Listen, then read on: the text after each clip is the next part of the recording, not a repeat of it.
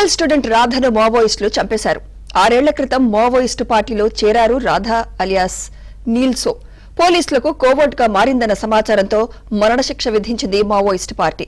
పోలీసులకు లొంగిపోయి రాధ సోదరుడు సూర్యం ఏజెంట్గా పనిచేస్తున్నాడంటూ లేఖలో పేర్కొంది మావోయిస్టు పార్టీ. రాధపై అనుమానం రావడంతో 3 నెలల క్రితం కమాండర్ బాధ్యత నుంచి సస్పెండ్ చేశారు. తెలంగాణ, ఛత్తీస్గఢ్ ఇంటెలిజెన్స్ అధికారులతో సంబంధం పెట్టుకున్నట్లు మావోయిస్టు పార్టీ అనుమానం వ్యక్తం చేసింది.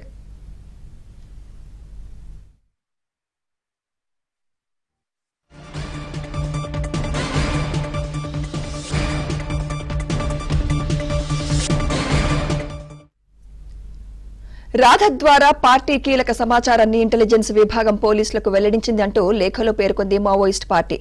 గతంలో రాధను మావోయిస్టు పార్టీలో చేర్పించారు. శిల్ప, దేవేంద్ర అనే వ్యక్తులు శిల్ప కేసు దర్యాప్తులో భాగంగా ఏపీ, తెలంగాణలో గతంలో సోదాలు చేసి పలువురిని అరెస్ట్ చేసింది ఎన్ఐఏ.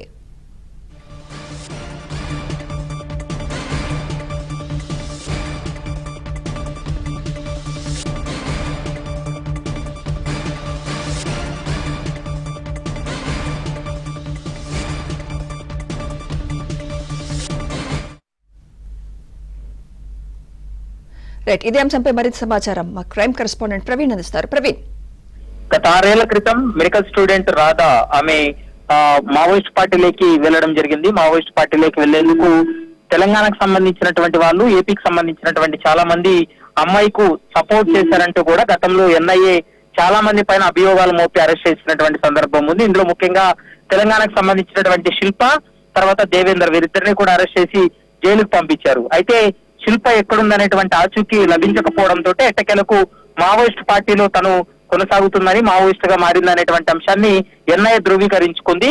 అయితే ఇందులో మరొక ట్విస్ట్ ఏంటంటే, ఇప్పుడు మావోయిస్ట్ పార్టీలో ఉన్నటువంటి రాధాను మావోయిస్టులే హతమార్చినటువంటి సంఘటన వెలుగు చూసిందని చెప్పుకోవచ్చు. 6 ఏళ్ల క్రితం మావోయిస్ట్ పార్టీలో చాలా కీలకంగా వ్యవహరించినటువంటి రాధ పోలీసులకు ఆమె ఇన్ఫార్మర్ గా ఉంటూ పోలీసులకు సమాచారాన్ని అందవేస్తుందనేటువంటి సమాచారంతో రాధాను కూడా మరణ శిక్ష విధించామంటూ కూడా మావోయిస్ట్ పార్టీ తన లేఖలో కూడా స్పష్టంగా పేర్కొన్నటువంటి అంశం.